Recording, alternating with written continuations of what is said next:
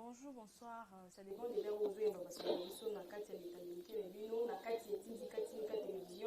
Merci pour notre vidéo, pour la kisaka, pour s'abonner, pour partager, pour liker, pour consommer vraiment ma vidéo. Nous avons toujours un message pour consommer, en gros, pour continuer pour avoir pour la vidéo. Bisous, que toujours pour la vidéo, pour nous, ma caméra, pour la vidéo sur l'actualité politique, pour que nous analyse. Nous avons toujours un message pour nous. Fidèle internaute, vous allez là. Analyste aussi koyeba na kombo ya justice tozali awa tokomeka kosolana sur la question ezali vraiment ya actualité politique en passant na kozanga kopesa mbote te na bakolo chaîne et puis na bato nyonso bazanga kosoutenir ngai na nzela oyo tozabomisaka koyambanga na kati ya tindika télévision babosi na nga sans oublier papi kelina rifin kisombe mon vieux luka lucas ta jésus na kati ya londres mon vieux dimbu na londres chisali mon vieux rabat kasongo na france bambote esika ezwami yo na kati ya france Rabaka Songo, na bosse souté, mon vieux Guy les Parisiens à Londres, mon vieux Guy les Parisiens, ma mot de si les oignons, directement on fait sa mot de invité la main justice mot de l'amboka. Oui, nous autres on sait pas. Non, non, qui m'y a zali na cache ensemble pe na lio ombo ke lokende. Na mon peu pas facile d'être autour. Moi la mboka tozali ko kende, moke tozali ko avancer, ba nizo kende, calamité tozo ko m'appelle 2023. Et loko yo ba peuple congolais ba misala kozela kaka élection to lo une élection comme identification si siko pe mais en fait on a une identification si ko ba appelle déjà intervention par rapport et avancement pays de pour ça appelle pour l'élection de 2023. Bon et loko il bosse ko ba to baye ba eta to uchi wapi to komi wapi to zoke de wapi o eza facilité na mboka modelo oyo défi munene eza na bato bango moko et puis ma boule oyo etikalaki na mboka nakanisi président de la république soki koloba na mokuse aza na bilan na ye ya représenter na peuple congolais sur le plan ya politique, sur le plan ya social, sur le plan mpe ya économie ya mboka par rapport ya oyo ye akutaki moni kolobaloba eza mpe na lingala balobaka kolobaloba mingi mbanga mpasi tozela tokóma na 2023 bato bamona bilan ya président me nga nakanisi bilan eza mpenza déjà positif kouta déjà esika mokonzi ya mboka bandi place oyo akutaki mboka mutu na secteur na yo peut-être bamosusu bazoyoka nao mpasi mpona mekomeli bango te ngai peut-être nazozelaki mokolo biloko kokita wana nde nandimiki kati asali eloko mais eza na bato oyo déjà félix apporté déjà sourire na bandako na bango nakokopesa exemple ndakisa ezali basoda oyo banda 2002 batikala kozwa bambongo na bango ya bapension militaire te mais ntango félix sekedi aye na pouvoir apesi bango bambongo na bango batie retraite na bango sans problème bafamille wana nakanisi te bakozala na problème na sekedi bao mpe lelo bazalaki baenseignant na même catégorie na baenseignant baekole mosusu me bazofuta bango bambongo na bango na ndenge moko te donc ozomonaka inégalité ezalaki entre baenseignant mais lelo baenseignant oyo lelo grâce à gratuité ya enseignement bakomi mpe na même niveau po ce programme ezalaka moko mais lelo bango mpe bakomi ozwa salaire ndenge moko na baenseignant mosusu mpo bazofournir baeffort moko baenseignant wana nakanisi te bakoyi na chef de l'état c'est-à-dire changement eyaka étape par étape ezala makambo minene au président azosala na 5 ans oyo mosusu nakanisi eza na 2023 avec toute assurance akokisana yango non eoya malembe ekoya nango mwana mboka tosi komona papa mboso asili kopesa bayimboka baconfession religieuse 24 et 72 heures pour que plus ou moins 3 jours pour que basila koyela ye oyo ezali réponse ya malonga to mpe ya malamu tokoluka tozomona intervention parce que jusqu'à présent tozomona eloko moko tozosala. Bon, président de l'Assemblée nationale, surtout Kali Malamu, président de la République, déjà a pesaki éclaircissement de l'Ansamakamoana. Pour l'Assemblée nationale des Nations Unies, a l'obéi, problème est allé se faire quand on a des questions, dans la journaliste à l'obéi. Il y a au côté de la Makamboana, tu peux sango, bah oui, c'est au côté du président de la République, na kata na Soloana. Et comme on voit président de la République, nous avons au côté de la Makamboana. Président de l'obité, akaboli biloko mibale musala o bango basango to ba confession religieuse nyonso faut basala na o musala pe ba politicien il faut bazala na kati kosala alors pona bango ba confession religieuse ba pesa ki président invitation président boyaki ayambaki bango maboyaki o bango banaki ba pesa comme invitation aya kokota na kati makambo na bango mais alobi na moment opportun à cause de la responsabilité na ye mais asengaki na président assemblée nationale alobaki déjà na asengaki na président assemblée nationale asala musala na ye soki makambo ezosila te baconflit na bango bazoyokana te Assemblée nationale nous est responsable comme institution et en Mboka pour répondre à Makambouana. Mais tout le monde, moi en Mboka, Mboso peut répondre à Makambouana, lobby, ma petite maman c'est 32 heures. Pour te côté le matin. L'union sur la zone a besoin que l'élection soit le mandat 2023. Mais pas si les gens n'ont pas sangué, ils ont dit chaque fois qu'ils ont interview, chaque fois qu'ils ont dit mon propre oyo, il y a ma cambouille, il y a l'élection. Ils ont fait ça parce que au long l'état pour bango bandomona qui seni et la business na bango. Au chaque président seni et les ça la bango. Mais les lots, ils ont difficile dans le régime à ce qui est awa. Basi que la basango copie la seni pour bango balie la bango. Basi ka bakanja na ndenge na bango. C'est impossible. Et donc au moins yango mboso lokola interpréter conscience na bango. Ngana kanisi na pona ngai na yebi ke candidat on a cas de marin incontournable. Pour ata toke na mukila poto toke wapi pour comprendre que majorité des gagnaka. Si confession religieuse on a peut ba changer té ce na la dit communiquer à bato kimbangi c'est pas le but pour na bango candidat na bango baza ko continuer ko soutenir ye ezali kalima.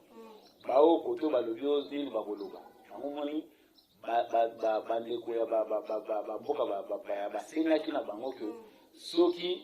ba koki koyokana bango ba lobi ba sala ta observation électorale bango ba confession religieuse. Après on a kanisi za mwa soni pour na mboka na biso na bato bazomi benga ba pasteur. Yo za pasteur ozomi benga ozali évêque ozomi benga ozali abbé même makambo ya l'élection lokola oyo ozumboka mvuba etelema bazela kayo na ba caprice na yo parce que eloko bango balobaki na ba congolais balobaki ke ba congolais bazana nini corruption ezali par rapport ya candidat Kadi et lobi ata président de la république tozeli to mona ba preuve de la corruption ndenge ba corrompre pour ba Kadima to moni en côté donc il a dit que le quoi accusation exacte contre Kadima candidat Kadima et mon ami na biso abatuté kaka yo na Kadima mtozala kwa baba longo la Kadima bango balobi ke critère ezali il faut mutana za na moralité malamu il faut za na makama malamu bon Kadima afanye na moralité mabete to moni loko bazo reprocher par rapport à moralité na ye mais ce qui lelo bakolinga babishe candidat Kadima il faut peut-être balakisa ma preuve ya o bango bafundela ki sans ba preuve wana na kanisi ke dans 10 jours awa tango bakolinga bata candidat zaka Kadima oza mutu mususu te. Donc, on a kansi na makambo tali ba confession religieuse et loko munene biso to kozela ezali entraînement ya Kadima comme président ya CENI parce que kubandela lisusu processus à zéro eza ko lekisa tango o bango ba tasengo na ECC ba meko luka wana na moment oyo kubandela processus à zéro na kopeso tan wana puis ba confession religieuse mususu wana pour convaincre bango te pour convaincre peuple congolais te dans zela ki kutu ke na moment oyo surtout ba congolais mutu baboya ki Kadima mama eza parce que moni batu moko we bazala so bavandi na Congo to misana mutu avandi na ndako a créer logo na ye aye amilisa ba congolais est-ce que ba congolais mutu baboya Kadima ba congolais mutu baboya Kadima te zande bisanga ya batu lokwa bango ba moni intérêt na bango te ba moni ke soki Kadima si confession religieuse bangibier bango propre na bango ekufi bango da tele meli yango na kanti na mikolezo ya lokola mbosa pesi bango se tandezia soki bayokani te Assemblée nationale ezali institution mboka bakotia candidat en fonction ya PVO ba déposer qui est dans la majorité. Comment il y a un qui vous plutôt plus de 100 kilos de minerais sortis frauduleusement d'un site minier de Massissi. Donc quand on a une intervention par rapport il y a ba tonnes, il y a ba minéraux ezali ko bima, pe ezali ko sala na akansi musala makasi oyo président de la République azosala eza d'abord ya kozongisa autorité ya l'État na ba secteur oyo autorité ezali sote moni lelo komo eza passoire po Kabila bomaki DGM na mboka na biso ba mouvement ya bato bakontrôle yango lisusu te na mboka na biso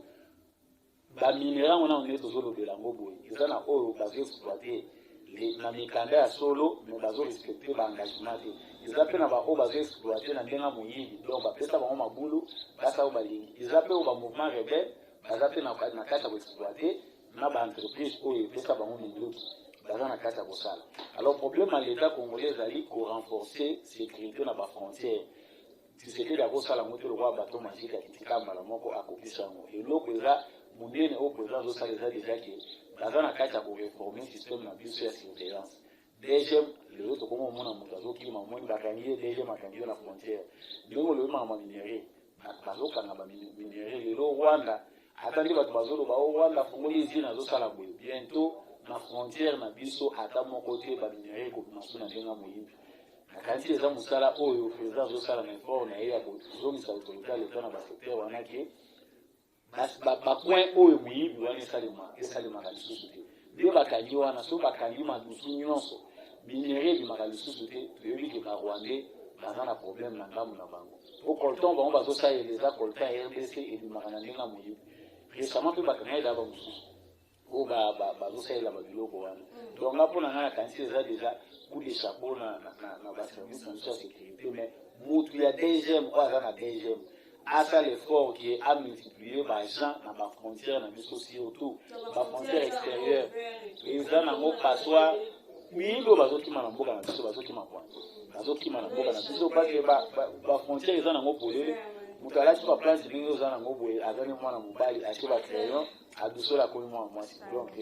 eza normal te mwana mboka tozomona mpe Mike Hammer azali koloba mpe mwa mingi parce que tosi komona mpasi koloba ke on ne voudrait pas avoir des glissements en 2023 ça c'est fini donc toyebi te tokoka tozomona intervention nango par rapport nango parce que y a des questions qui se posent Mike Hammer aza nani oyo akoki koya bakoimpose to aloba makambo sur élection ya 2023 Ok, na bandina na question liboso ya makambo ya mwana mboka ya Mbosso Kodja. D'abord, azwi responsabilité na ye. Faut bayeba ke basango te mutu badesidaka sur processus électoral na mboka oyo. Bapesa bango nde choix ya koponaka dirigeant ya CENI. Ekomama te na constitution na biso mais eza na kati ya loi électorale. Alors, soki lelo basango bato baconfession religieuse ekomi blocage mpona makambo ya CENI, l'État n'a pas voté la moitié. Na époque à Kabila, 2006, bato bakotaka élection te biso il est presque bakotaka élection te. Mais basalaka na bango élection peu comme la lima nango ebeka nango. Puis na 2011 élection salema. Na 2018 élection salama ezaka na bato bazoboya. Alors lelo eloko est importé za ko yebeza ki mweni mokete musuba kanga ngo te. Basango na banani eloko bango fo baye ba communiquer za ke soki changement ekomi ezoko s'imposer il faut qu'on s'aider bazala na so mpe ya korekele Mbosso ndenge aza na korekele lisusu te lokola alobi ke temps wana eleki te glissme eza te po eloko moni eloko mpasi eza na bandeko na biso mosusu eza nini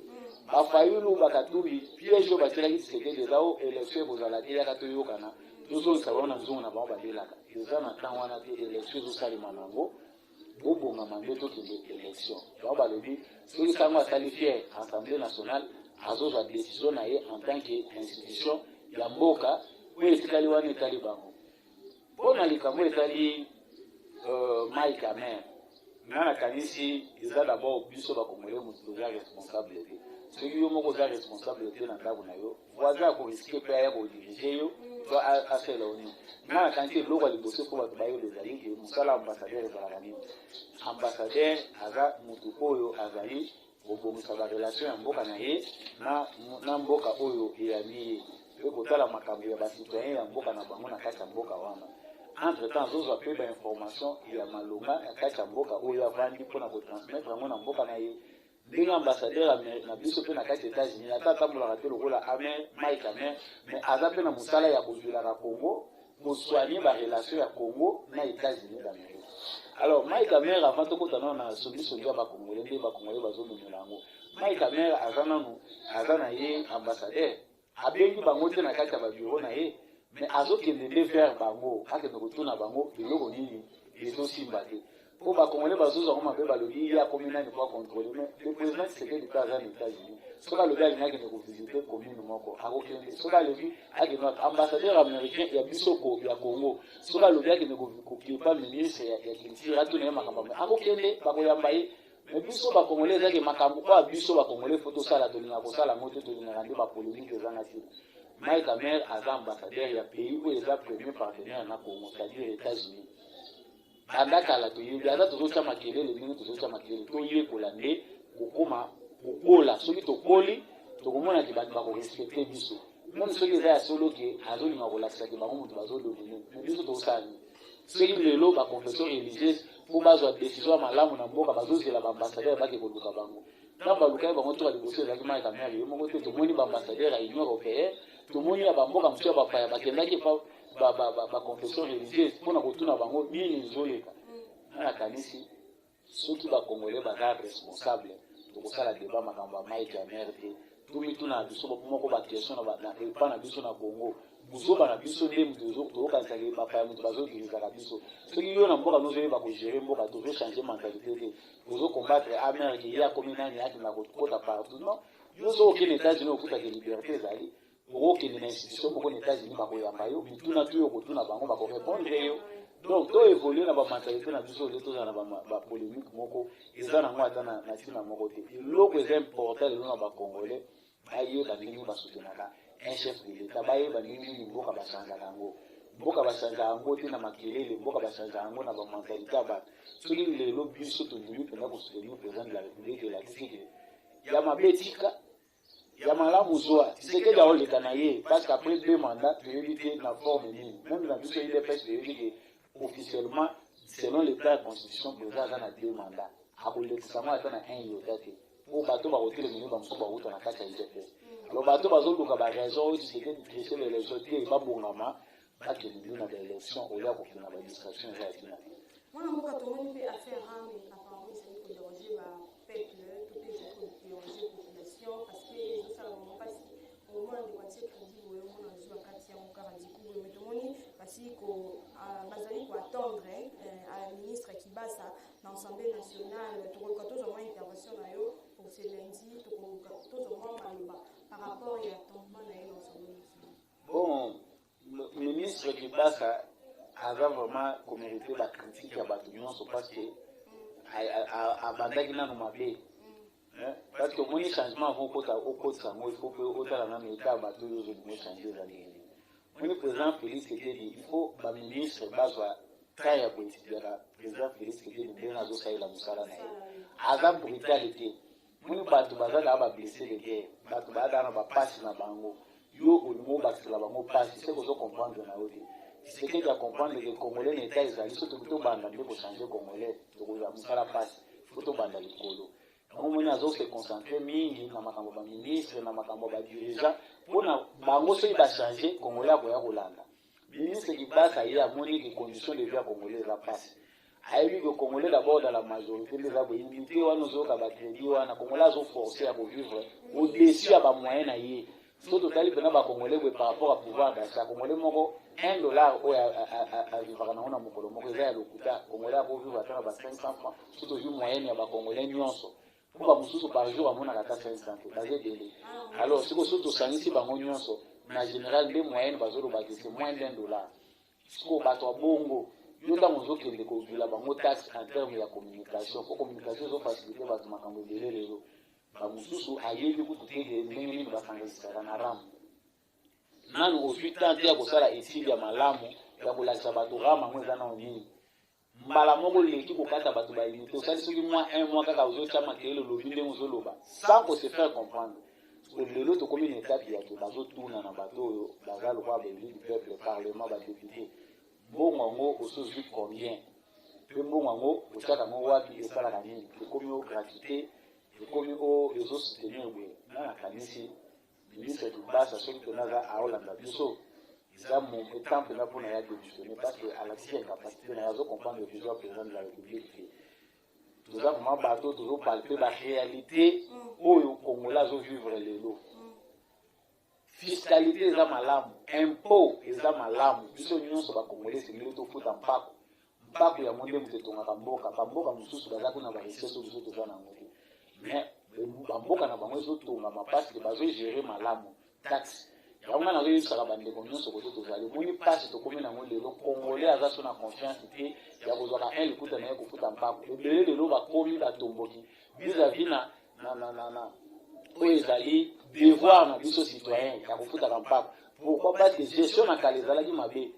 bato bazogere lelo ifo baprouve ndenge ya kogere ya malamu po congolais abandela koredonne confiance na badirigeant biso natie biso na ngai nayebi ke bongo tozocontribue na impôt ezongelaka biso na santé ezozongela biso na basoda bazwi bateni ya sika basalaire na bango ezoaugmente alors biso tozoyeba mbongo ya ram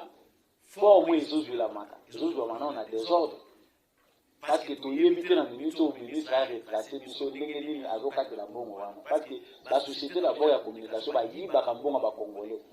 bayibaka pourquoi parce que nombre oyo biso tozali na kati ya basociété ya communication na le mbongo leta congolais azwaka ebalani te chaque jour bazomona biso lokola bazoba na bango botie crédit basociété bango moko nano bayibaka bacrédit ya bato nakotanga bakomona bango te sikoyo mpasi wana yo ministre ozwi nano ntango ya koresoudre yango te mais yo ozwi ntango ya komakisa taxe likolo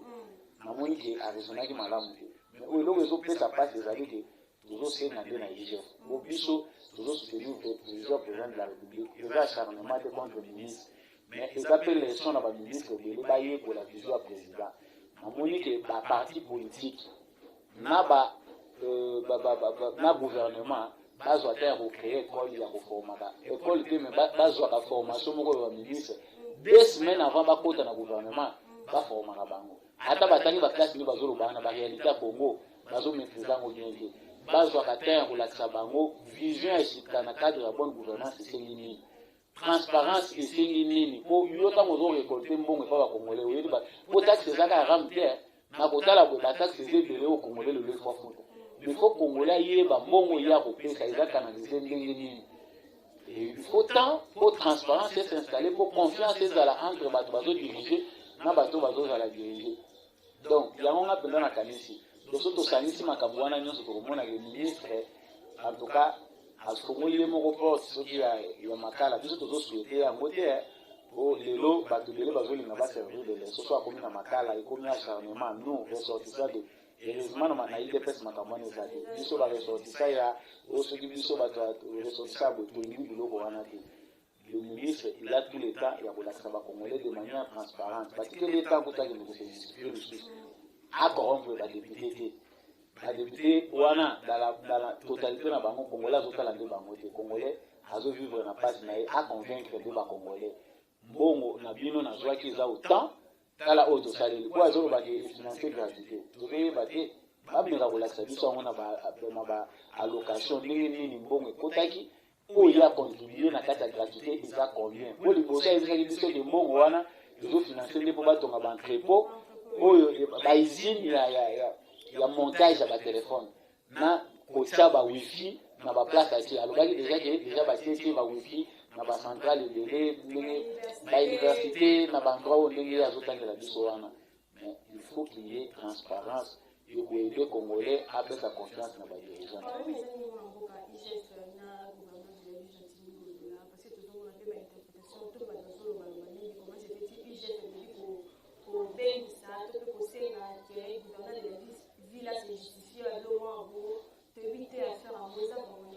bon ngobila d'abord il faut bato bayeba ke ngobila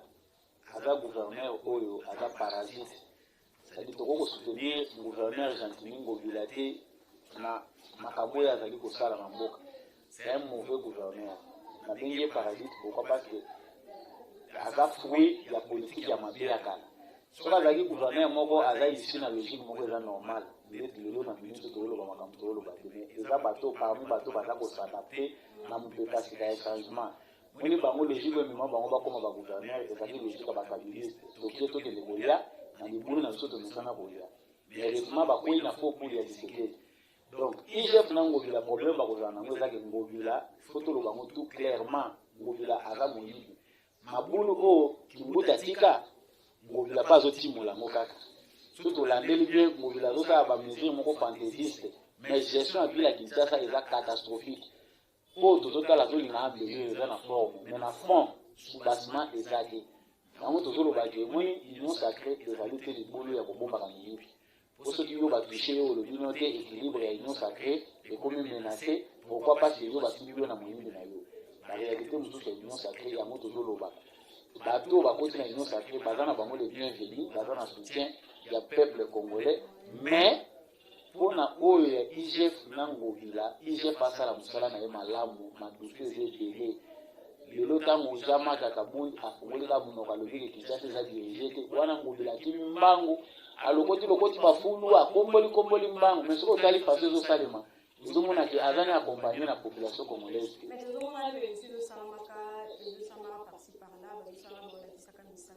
mama wana mosala fantaisiste parce que les communications ezaki mutu nyonso akomoluka ata osali eloko malonga te obengi bajournaliste otie makelele olobi nazosala eloko et pourtant na fond eloko eza te bajournaliste na bainfluenceur yango toyoki ke babengi bajeune babengi bajournaliste bapie bango mbongo po basoigne image na biso tobimaka na Kisasa population eza nango ebele lelo na kotala oyo ngobila azosala toomona ekozonga nango esika moko fulu yango bazolongola sotali na bakwe ebele ezaka baplace ya kopona sotali bafulu wana ezaka balongoli lelo ezoli wana seke campagne wana eza nango na bakongolais te gouverneur efazala accompagne na bakinois so gouverneur aza accompagne na bainfluenceur na ye azokende kopesaka kokorompre bambongo mpo bayembela mpe banzembo eza nango émission nga na opexplike igf aide biso kaka mpona ngobila te me mpona bagouverneur ebele barejoindre besoin ya makala soki ngobila akokende kuna nakanisi ekozala esengo na biso mpo ngobila abomi Kisasa banda lelo te kobanda ayaki lelo azosala sambla lokwa azobongisa baréalité tout ça eloko tozopoya ezaki créer insécurité tout ça na makambo ebele mais soki mpena marge naza moto ya liboso po bakinois baza bapere eske nga bakinois ebele bakolanda ngai bayebaki kinois moment toza bapere mpona ebela bato baza na Kinshasa telo bazotanga soki 15 millions so 13 millions ngobila ye moko soki ata 200 000 kinois bazwi conscience ke changement na Kinshasa ekoya na ndenge na biso moko ngobila okende baozela ku igf te tokozela ku makambo te ngobila okende ndenge ezosalema na baprovince mosusu mpo kinois kaka forme na bamakambo biso biso tozoluka makelele kaka ndenge tozolobela yango. Merci maman Togo Masukenisi na misoma na mboka justice donc mot de la fin nango ezali ke nga nazobundaka contre bamentalité ya mabe bato bazosoutenir chef de l'état babanderole te toyelinga na biso mpe bamakelele te oleki na télévision soutien nous te changer mentalité tika koyiba tika koyina moninga no aza na problème te baninga bapeya baninga ezo évolue parce que bato balingani moni moninga asali effort abimisi mwa projet na ye bosoutenir ye akende liboso koyina moninga te tika tribalisme tika kindoki tika moyibi nyonso wana ezaki ndoki donc en tout cas nakanisi eza merci mais numéro ezali plus 243 82 349 65 26 plus 243 82 349 65 26. Merci fidèle intervenant vraiment pour la émission. Merci à vous d'avoir branché, de consommer ma vidéo, de partager. Bon, likez vraiment et tout ça qui top. Merci à chaque fois d'avoir toujours laissé ma caméra, ma vidéo dans l'émission. Quand on va commencer à voir la prochaine vidéo.